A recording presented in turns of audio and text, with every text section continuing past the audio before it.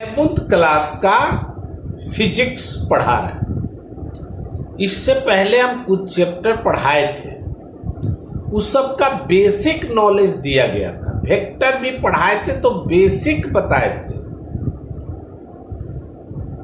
यहां से मेन शुरू है। ये जब बताएंगे तो रास्ते में हमको वेक्टर का जरूरत पड़ेगा, हमको कैलकुलस का जरूरत पड़ेगा, दो चीज का जरूरत पड़ेगा। तो जहां जहां जरूरत पड़ेगा जिस जिस चीज को, उस चीज को हम पुनः पढ़ लें। असल में ये जानिए कि आईएससी 11th का कोर्स असल में यहीं से शुरू है, काइनेमेटिक्स। इसके बारे में फिजिक्स का सबसे महत्वपूर्ण पार्ट है, मैकेनिक्स भी बोला जाता है। जो लड़का काइनेमेटिक्स नहीं पढ़ा वो 11th नहीं पढ़ा। और दूसरी बात, काइनेमेटिक्स पढ़ने के बाद ही आप सेकेंड ईयर में जाने योग्य है।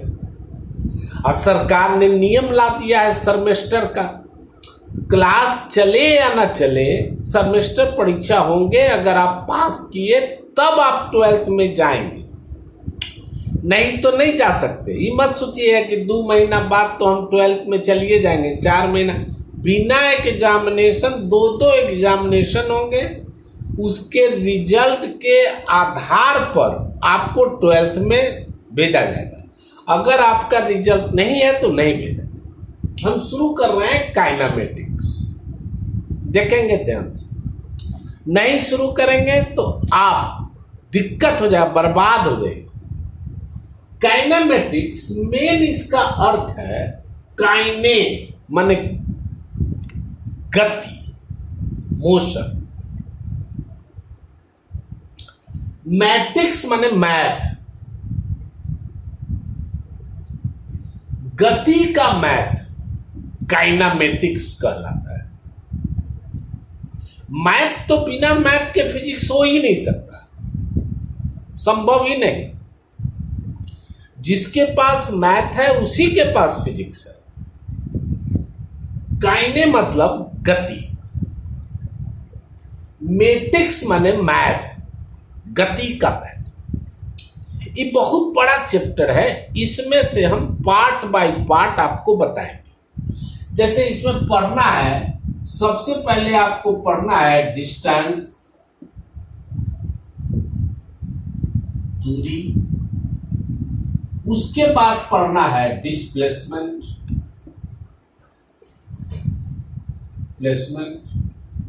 विस्थापन। उसके बाद आपको पढ़ना है स्पीड, चाल। उसके बाद आपको पढ़ना है वेलोसिटी, वेग। उसके बाद आपको पढ़ना है एक्सेलरेशन, त्वरण। इतना का नॉलेज होना चाहिए। इसको हालांकि हम 9th में पढ़े। आईएससी का मैकेनिक्स 9th से बहुत कुछ मिलता है, लेकिन 9th की तरह नहीं, उससे बहुत बेहतरीन फिजिक्स होता है 11th का। 11th में काइनेमेटिक्स बहुत जरूरी होता है। और सिर्फ इसका परिभाषा नहीं, अगर आप अच्छा पढ़ना चाहते हैं तो एससी वर्मा है, बहुत सी किताबें हैं। अच्छा स्टैंडर्ड बुक बनाना चाहिए। इसमें आज हम आपको पढ़ा रहे हैं डिस्टेंस एंड डिस्प्लेसमेंट। क्या पढ़ा रहे हैं? डिस्टेंस। और इसका डीपीपी भी साथे साथे जाएंगे। डिस्टेंस एंड डिस्प्लेसमेंट,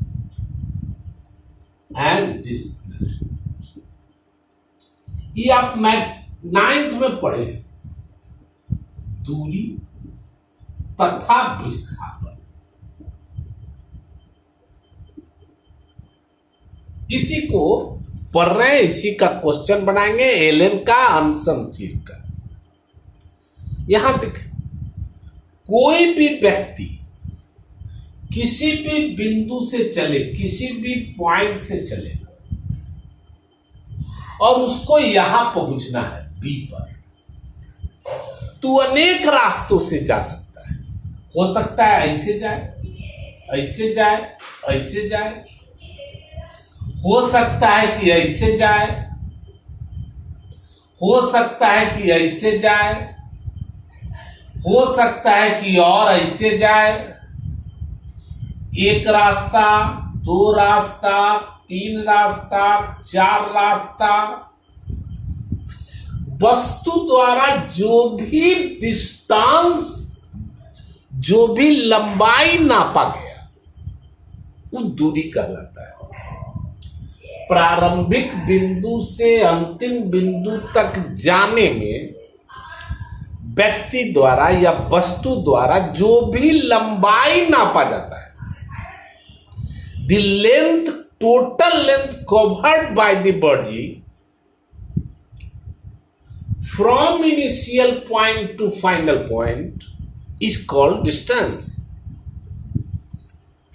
एक आदमी इससे गया, यह इसकी दूरी है। अगर ये 20 किलोमीटर है तो 20 किलोमीटर दूरी, ये अगर 8 किलोमीटर है तो 8 किलोमीटर इस रास्ते से भी गया, यह भी दूरी हुआ, ये भी दूरी हुआ। मान लीजिए 10 किलोमीटर, ये भी दूरी है, ये 40 किलोमीटर, ये भी दूरी हुआ।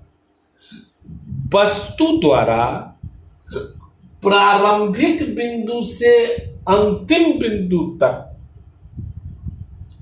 जाने में जितना लंबाई तय किया गया उसको कहेंगे दूरी।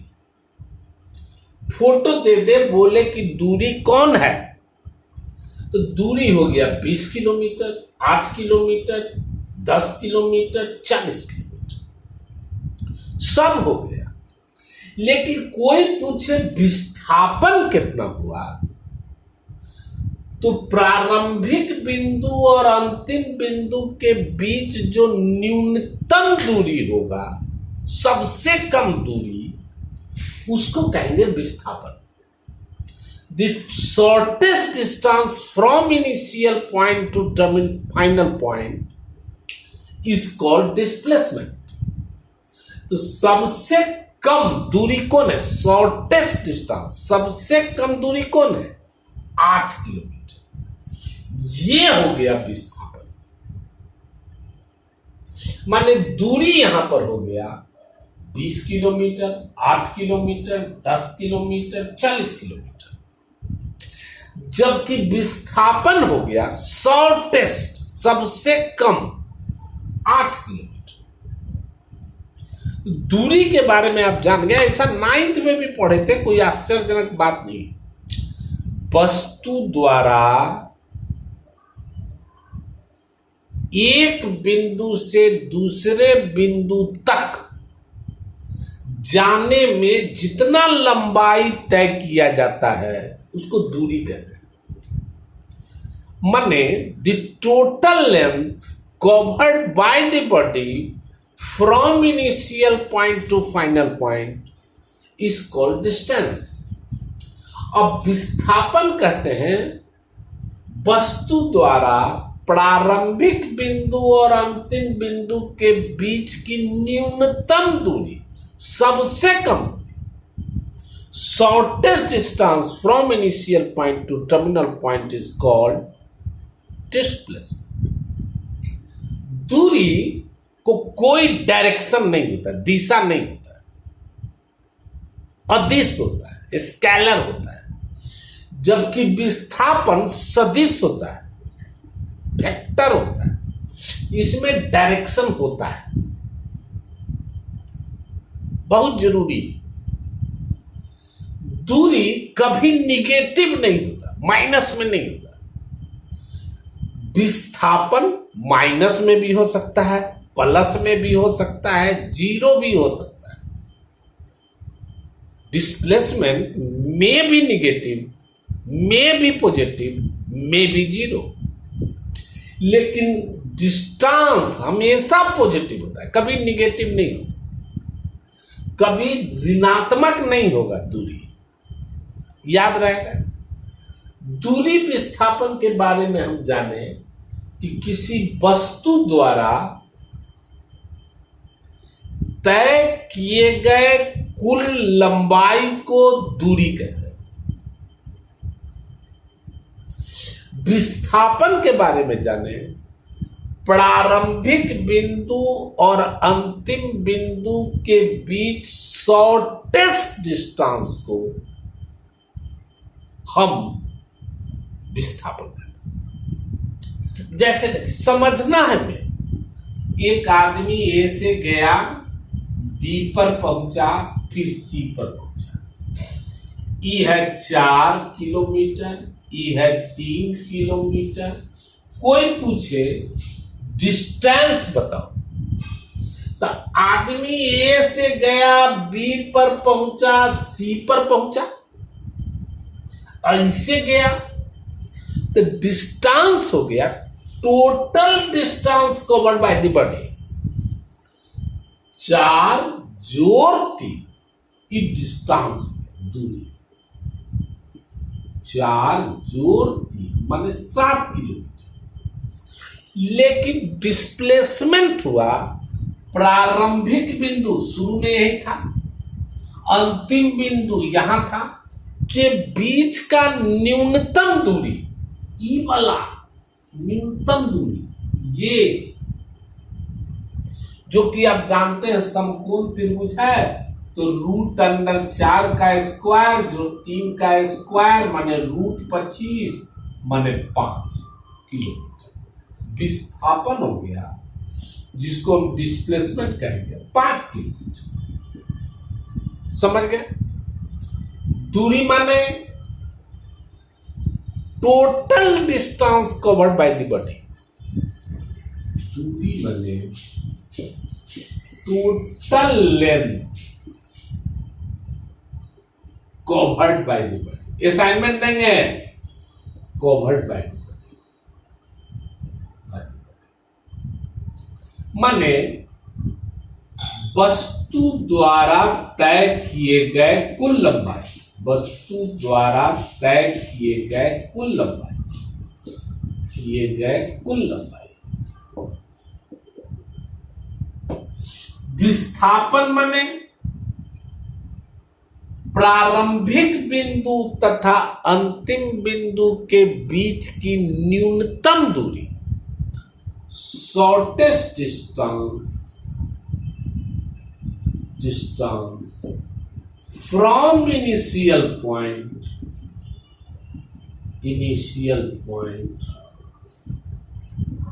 to final point। माने प्रारंभिक बिंदु और अंतिम बिंदु तथा अंतिम बिंदु, 3 बिंदु के बीच न्यूनतम दूरी, न्यूनतम, इसी को हम विस्थापन कहते हैं। यह अदिश राशि है, यह सदिश राशि 9th में पढ़े। यह निगेटिव नहीं होता दूरी, यह निगेटिव भी हो सकता है, पॉजिटिव भी हो सकता है, शून्य भी हो सकता है। चलिए इसको और देखें और समझें, सवाल द्वारा समझे। यहां देखें, एक चीज याद रखें, अगर कोई भी चीज या ऐसे जाए, ऐसे हो, ये वेक्टर का चीज है, लेकिन अभी जरूरत पड़ा इसीलिए बताया ये थीटा या, तो यहां से यहां ए से बी ई वाला लंबाई ए बी होगा, याद रखना। ई अगर आर है, ई अगर आर है, ई होगा 2r sin थीटा बटा 2। याद करिए वेक्टर का चीज, ये आर है, ये आर है, और ये बीच का कोण क्या है, थीटा। तो ए बी का लंबाई होगा 2r sin थीटा बटा 2। Very important point. कौन का चीज है? वेक्टर का। ए बी बराबर यहां से यहां की लेता है 2r sin थीटा बटा 2। याद रखना, जैसे मान एग्जाम्पल देके समझा रहे, एक व्यक्ति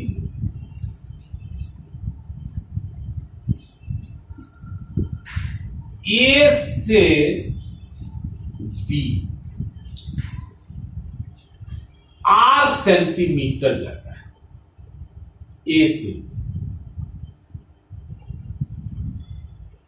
फिर बी से सी, क्वेश्चन क्या लिखे? बी से सी भी 8 सेंटीमीटर जाता है। बीच का कोण मान लीजिए 90 डिग्री।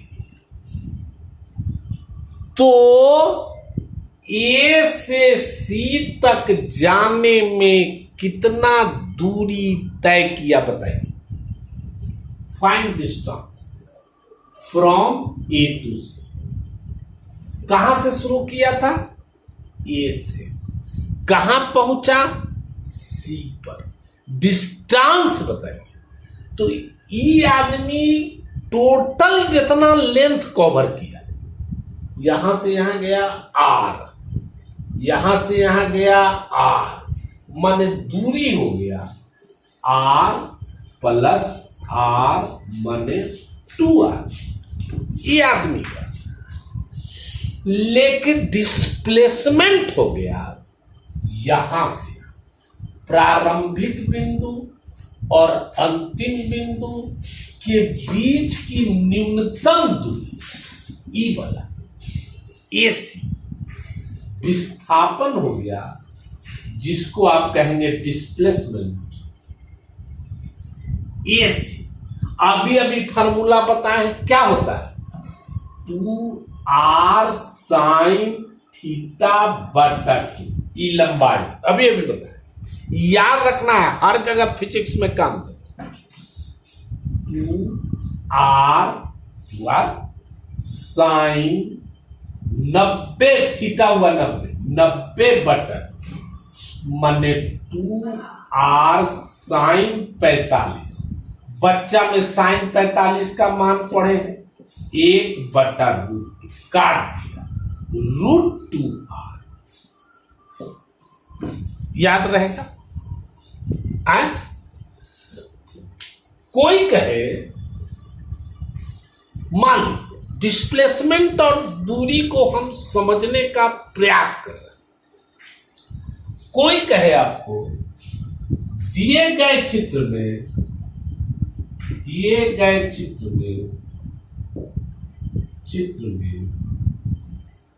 ए से ई तक के बीच दूरी तथा विस्थापन माने from A to E find distance and displacement. Photo ऐसे करते हैं, यहां देखें 6 सेंटीमीटर, 6 किलोमीटर, यहां भी 6 किलोमीटर, यहां दे दे 120। इसको लिख दे ए, इसको लिख दे, इसको लिख दे। ए से ई तक तो ऐसे गया है, तो दूरी कितना हुआ? डिस्टेंस कितना हुआ? डिस्टेंस हो गया 6 ऐसे गया 12 किलोमीटर। लेकिन डिस्प्लेसमेंट यहां से यहां, तो हम अभी भी फार्मूला बताए हैं, क्या होता है? 2r sin थीटा बटा 2, या एक 2r कितना है? 6 sin 120 बटा 2 काट दीजिए 60। 6 दूनी 12, साइन 60 माने जानते हैं √3/2, 6√3। क्लियर, समझ में आ रहा है? अब देखें, यहां देखें, हम क्वेश्चन कुछ दिए हैं आपको, उसको बनाना है आपको। एक आदमी, फोटो देखें, अर्धवृत्त पर ए से बी की ओर जाता है, अर्धवृत्त पर त्रिज्या r है। आपसे पूछता है दूरी तथा विस्थापन का अनुपात बताएं। Find the ratio of distance and displacement. दूरी बटा विस्थापन बताएं। डिस्टेंस अपॉन डिस्प्लेसमेंट बताएं। ए से बी तक की दूरी कौन हुआ? गया इसे, तो ये वाला हो गया दूरी। पढ़े हैं पूरा वृत्त पर ई अगर त्रिज्या r हो तो यहां से यहां की लंबाई होती है 2πr। पढ़े ना बच्चा में, वृत्त की त्रिज्या r हो तो पूरा लंबाई क्या होती है 2πr। आधा क्या हो 2πr बटा 2, माने पूरा होता है 2πr, आधा हो गया तो क्या हो गया πr। तो दूरी यहां से यहां तक हो गया अर्धवृत्त की परिधि, circumference of half circle, semi circle. ये पूरा रहता तो क्या होता 2πr, आधा है तो क्या हो गया πr, दूरी हो गया ये वाला πr। डिस्प्लेसमेंट हुआ shortest distance from A to B. A से बी तक के बीच शॉर्टेस्ट डिस्टेंस को कहेंगे डिस्प्लेसमेंट, न्यूनतम दूरी। तो यहां से यहां त्रिज्या ये भी r, यहां से यहां ये भी r बटा 2r, ई हुआ विस्थापन। काट पाई बटा। क्लियर? अगर कोई कहता, मान एक आदमी एक वृत्ताकार पथ पर ए बिंदु से चला, पुनः ए बिंदु पर आ गया, ए बिंदु से चला r त्रिज्या वाला, अब पुनः ए बिंदु पर चला है, तब दूरी विस्थापन दोनों बताए। तो दूरी माने टोटल डिस्टेंस कवर्ड बाय, यहां से चला यहां तक, ये हुआ दूरी। दूरी हो गया, डिस्टेंस हो गया, यहां से यहां की लंबाई, तो ई वाला परिधि कहलाता है कितना 2πr। और डिस्प्लेसमेंट विस्थापन, प्रारंभिक बिंदु अंतिम बिंदु के बीच की दूरी, ई वाला प्रारंभिक बिंदु और चल के यहीं पर चला आया, अंतिम बिंदु भी यही, तो प्रारंभिक बिंदु भी यही, अंतिम बिंदु भी यही, तो दोनों के बीच कोई दूरी रहा नहीं, ई हो गया विस्थापन बराबर 0। जहां से चला वहीं पहुंच गया, इसका मतलब प्रारंभिक बिंदु अंतिम बिंदु के बीच न्यूनतम दूरी रहा ही नहीं। यहां से चले यहां चले आए, तो प्रारंभिक बिंदु यही, अंतिम बिंदु यही, तो इसके बीच का न्यूनतम दूरी को विस्थापन कहते हैं। तो दोनों के बीच दूरी रहा ही नहीं, तो क्या हो गया डिस्प्लेसमेंट 0। क्लियर? यहां तक पहले आप देख लें, सवाल भेजे हैं उसको बना लें, उसके बाद आगे बताया जाएगा। क्लियर? ओके।